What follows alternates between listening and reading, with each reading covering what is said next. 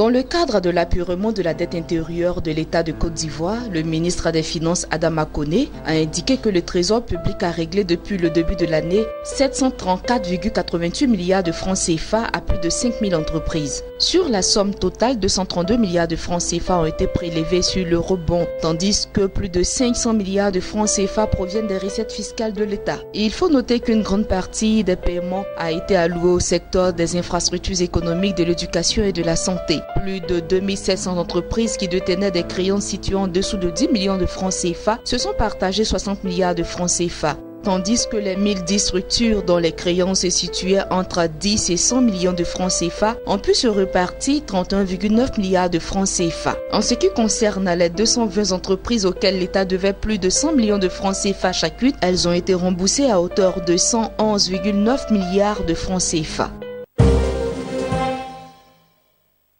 En Côte d'Ivoire, le volume total de cacao délivré vers les principaux débouchés d'exportation s'est chiffré à 2 millions de tonnes au 24 septembre dernier, soit une hausse d'un tiers par rapport à la campagne précédente. Ce boom des exportations, qui aurait pu être salutaire pour le pays, qui ciblait une récolte de 2 millions de tonnes depuis 2 ans, tombe dans un contexte global caractérisé par l'excès de l'offre et une chute des prix de la matière première. Selon l'Organisation internationale du cacao, si les producteurs majeurs de la fève ne s'accordent pas sur une réduction de la taille de leur récolte, cette morosité du marché mondial pourrait se poursuivre dans les 2 à 3 prochaines années.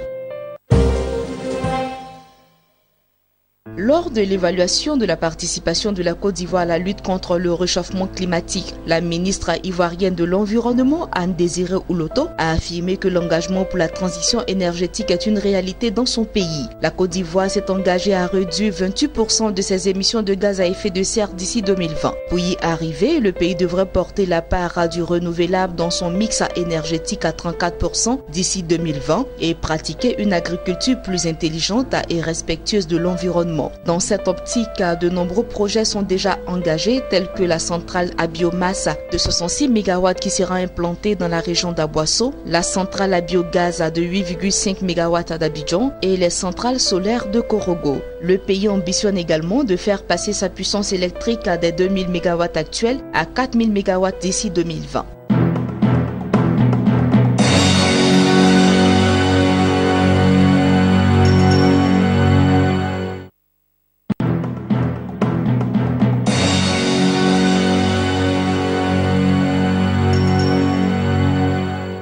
En Algérie, le ministre des Finances a indiqué que les réserves de change pourraient reculer à 97 milliards de dollars d'ici la fin de l'année. Cette situation serait liée à la poursuite de l'érosion que connaît actuellement le niveau de ces réserves. En effet, si elles étaient de 105,8 milliards de dollars à la fin du mois de juillet et de 103 milliards de dollars un mois plus tard, elles devraient chuter à 102 milliards à la fin de ce mois. S'il n'est pas encore question de parler de situation critique, il est quand même à noter que ces réserves étaient de 144,1 milliards de dollars fin 2015 et seulement de 114 milliards de dollars un an plus tard.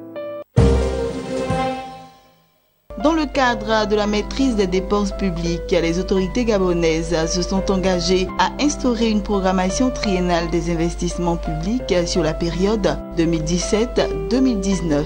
Pour ce faire, le gouvernement a décidé de procéder à une nouvelle hiérarchisation des investissements, ce qui nécessite la prise en compte des critères d'avancement, des projets déjà engagés, de l'impact social et économique des 10 projets, des équilibres territoriaux, du respect du cadre de préparation des projets et du plan de financement attractif. De manière directe, la programmation triennale des investissements va désormais clarifier et orienter les engagements de l'État au titre des investissements publics. Dans cette optique également, le gouvernement s'engage à réduire le nombre de marchés publics attribués par entente directe.